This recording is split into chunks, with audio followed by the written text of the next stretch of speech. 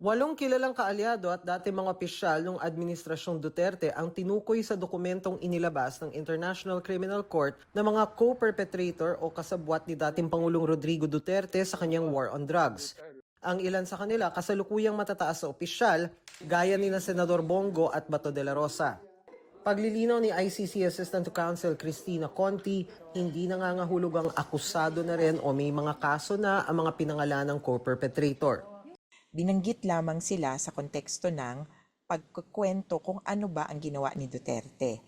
Pero sa nakikita ko mukhang nagkaroon ng kaintindihan yung defense at saka prosecution na mag-unseal o isa publiko yung ibang pangalan para mas maintindihan ng taong bayan ng even ng labas sa Pilipinas kung ano ang kinikwento. Kumbaga makakatulong ito dun sa pagkukwento nila sa papel ni Duterte. Kahapon, nauna nang itinanggi ni Senator Go ang mga paratang na anyay walang batayan, hindi patas, hindi makatarungan at walang kaugnayan sa katotohanan. Si dating Justice Secretary Vitaliano Aguirre pinabulaan ng kasabwat siya sa extrajudicial killings. But I've never engaged in any extrajudicial killing. Hindi ko sinuportahan yan. Kung meron man, hindi ko nga alam yan eh.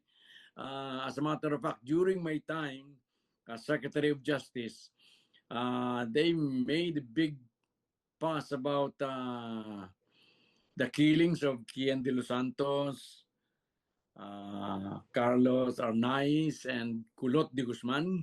I was instrumental in bringing all the parents and relatives of these three to Malacanang, Bahay Pangarap.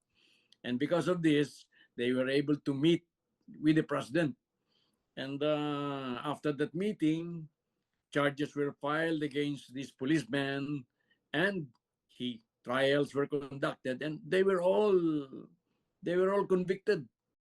Patutsada pa ni Aguirre, dinawit lang anya ng ICC Office of the Prosecutor ang pangalan niya para bigyang kredibilidad ang sinasabi nitong common plan para i-neutralize ang mga kriminal na sangkot sa illegal na droga sa pamamagitan ng pagpatay.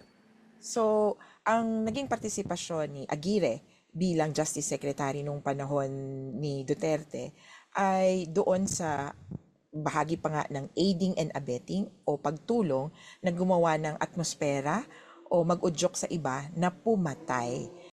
Si Bato de la Rosa din, merong mga statements nung ipinapaliwanag nga nila sa publiko ano ba itong tokhang na ang tono ay kill, kill, kill. Yung buong setup na yon ang nagbibigay ng pananaw sa mga tao na covered ang lahat. Tokhang is a national policy. Sinisikap pa naming kunin ang pahayag ng ibang mga pinangalanang co-perpetrator pero wala pa rin silang tugon sa ngayon. Sa susunod na Lunes, February 23, magsisimula ang confirmation of charges hearing kay Duterte.